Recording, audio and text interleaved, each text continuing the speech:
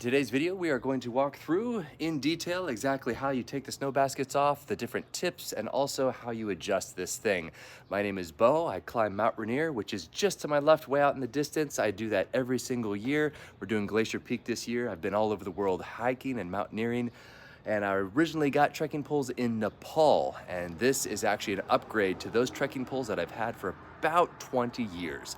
So let's hop right into what makes these my favorite trekking poles. When your trekking poles originally show up in the mail, they're gonna come in this cute little bag, which you probably don't necessarily need. They come with a basket here, which is a larger snow basket, a smaller basket, which you can see is already installed. 90% of the time, you're probably gonna keep this basket on. I'm gonna show you how to take this off because it's not quite intuitive. And then lastly, you have different tips. You have this little soft tip. If you're doing a lot of tourism, and let's say that you're walking on a lot of pavement, odds are you're gonna keep this one on. Now, there's another tip right down here, which allows for more rocking movement. I don't necessarily like this, but if you want to experiment, you certainly may. By taking this off, you can see this tip that I use mainly for outdoors because I don't mind piercing the ground. But if you're walking around doing a lot of tourism on marble steps or you're on a cruise ship, you don't want this on. You either want this one or this one, which is more conducive to a rocking motion as you're walking, which is pretty interesting. But again, I don't necessarily like this because it's bulky and slightly heavy. You want your trekking poles to be as light and as minimalist as possible. So I'm going to strip this down and show you exactly what I use for mountaineering. Now this clip right here, don't necessarily need, it just clips the other one on there for handy storage. I don't really care about that, so we're gonna throw that away. Now, initially when this shows up in the mail, it's gonna slide in and out like this, and you're gonna be like, wait, how do I tighten this? Do I do it like a telescope? I actually don't like trekking poles that tighten like a telescope like this, because as you're walking along, sometimes you hit something that grips this, so maybe it's snow or two rocks that this slides into, and then you inadvertently twist like this, which eventually, as you're hiking all day, that twisting motion eventually loosens things up. So this is called a dovetail lock.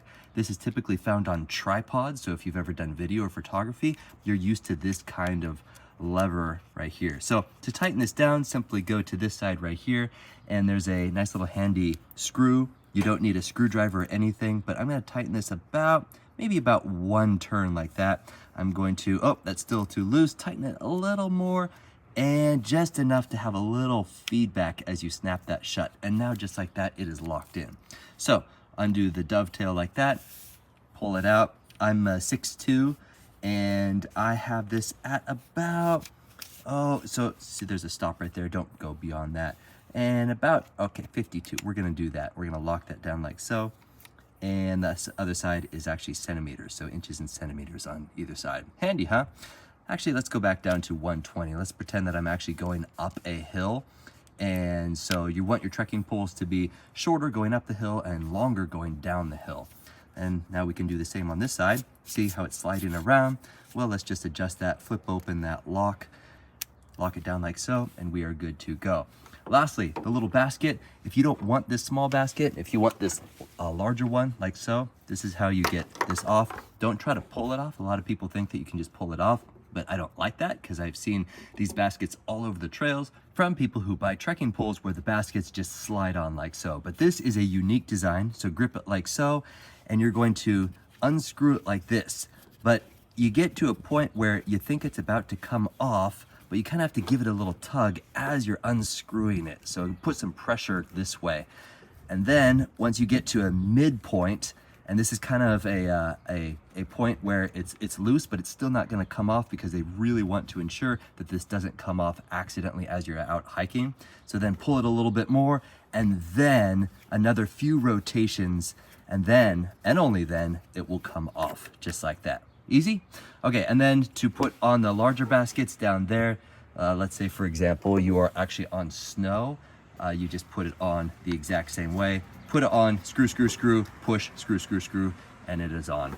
But if you are a minimalist and you're a lightweight hiker, you would just have it like this. And yes, they are strong, they are sturdy, they're comfortable, The last little bonus that I love about this is my previous trekking poles had a foam grip, which was very comfortable. However, after hiking for upwards of 17 hours a day, that foam grip got super sweaty because it absorbed all the sweat on my hands, or the sweat running down my arm, into this, and it just was so gross. As a matter of fact, it was so salty. I remember a time in Nepal when I left my trekking poles down on the ground to take my pack off and have a snack, and I looked up and there were some goats and they were sucking all over this because it was so salty and so delicious. And so I actually still have nibble marks from those goats on my previous trekking poles. But in this particular case, it's not foam. As you can see, it is a rubberized grip, and it won't soak up anything as you are hiking along. So that's it. Those are my top tips, tricks, and I hope this helps. Happy hiking.